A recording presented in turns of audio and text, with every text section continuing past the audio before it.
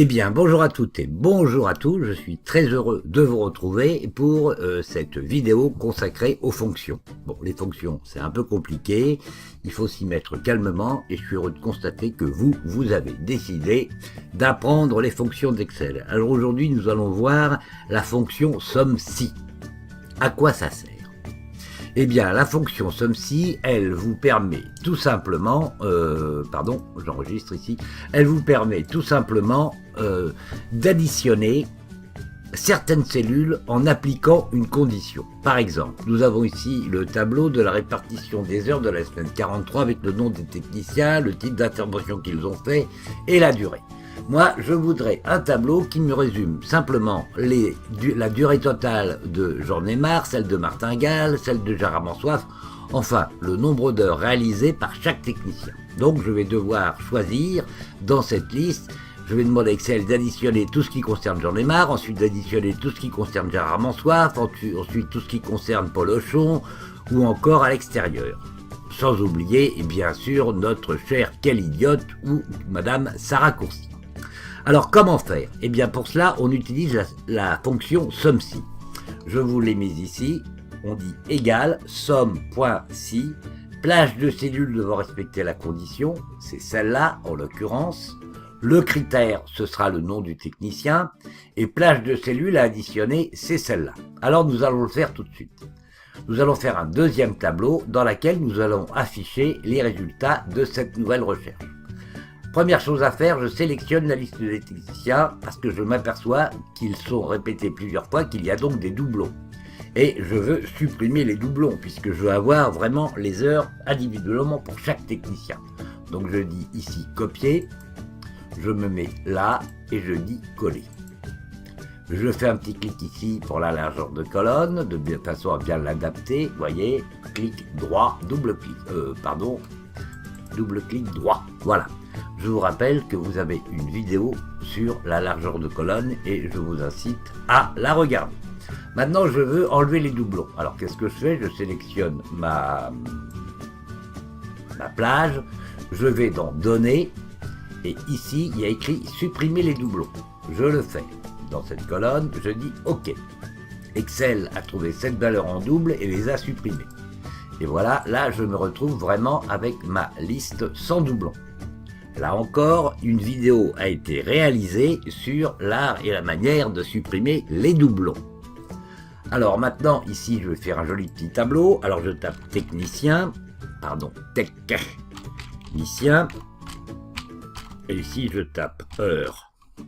Voilà, on va voir quelque chose d'un peu plus propre. Je sélectionne tout ça. Ah, tiens, je vais mettre total aussi, c'est pas mal. Voilà. Total, je vais dans l'accueil, je vais le mettre ici, au bord, voilà. Maintenant, je fais un joli petit tableau, hop. Ici, je vais mettre des bordures dans tout le tableau, toutes les bordures, et puis je vais aussi mettre une jolie bordure extérieure épaisse. Voilà, j'ai mon tableau. Alors maintenant, il faut que je le remplisse. Donc, je vais appliquer la fonction somme-si. C'est parti pour appliquer la fonction somme-si.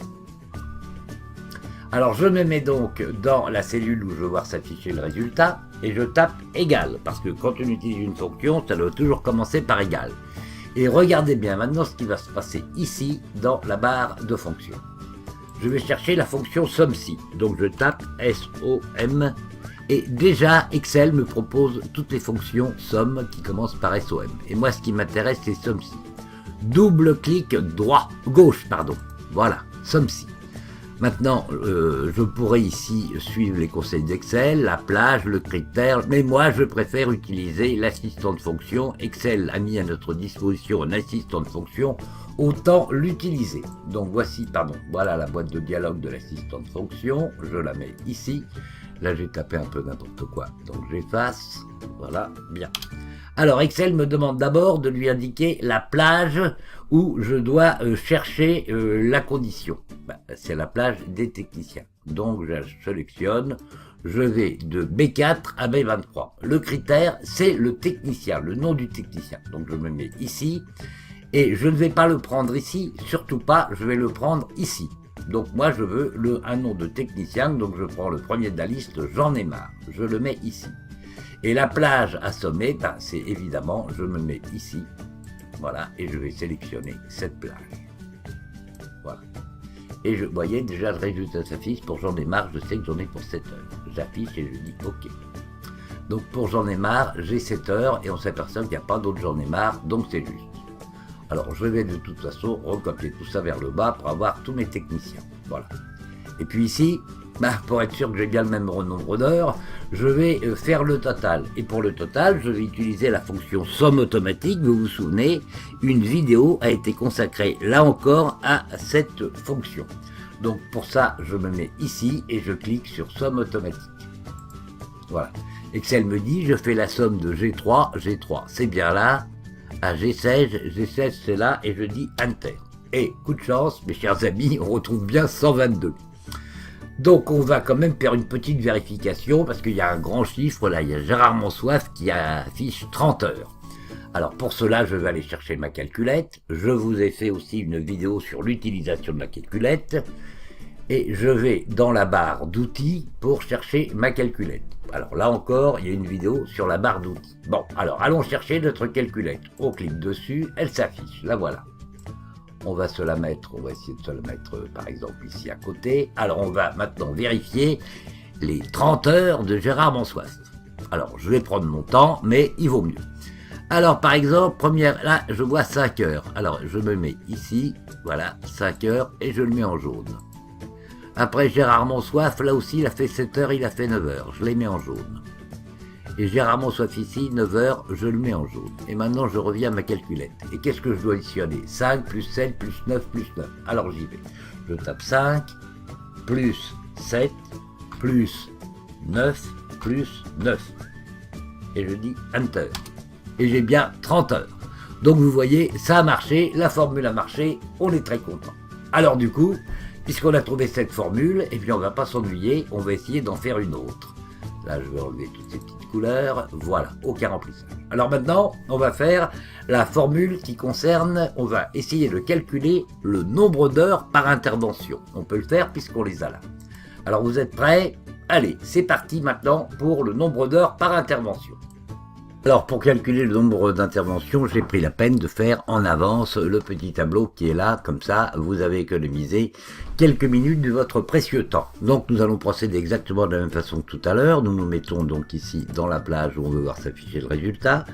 On dit égal et on tape somme. Enfin on commence à taper somme. Et Excel nous affiche ici toutes les sommes possibles. Donc nous c'est somme-ci, donc double clic gauche. Voilà, la fonction s'affiche et on va utiliser l'assistant de fonction. Donc on le prend, on le met ici pour que ce soit bien lisible pour vous. Donc la plage à sélectionner, c'est bien évidemment la plage ici des types d'intervention. Le critère, c'est un type d'intervention, mais on ne va pas le chercher ici, on le choisit ici. Donc c'est infection, le premier de la liste. Et ensuite, la plage à sommer, eh bien, c'est ici, bien évidemment, la durée du tableau précédent. Et voilà, et je dis OK. Donc, je m'aperçois que dans la semaine 43, il y a eu 30 heures consacrées à résoudre des problèmes d'infection. Donc, je vais recopier vers le bas. Voilà, je recopie. Et là, j'ai la répartition de toutes mes heures en fonction de mes types d'intervention. Et maintenant, je vais faire le total. Donc, je vais sur somme automatique. Voilà, de J3 à J8, c'est bien, parfait. Je dis Enter et je retrouve mes 122 heures qui sont là, qui sont là, qui sont là. Donc voilà, j'espère que cette petite vidéo vous aura été utile. N'hésitez pas à la partager et j'espère vous retrouver pour la prochaine que je suis actuellement en train de préparer. Merci et à bientôt. Au revoir.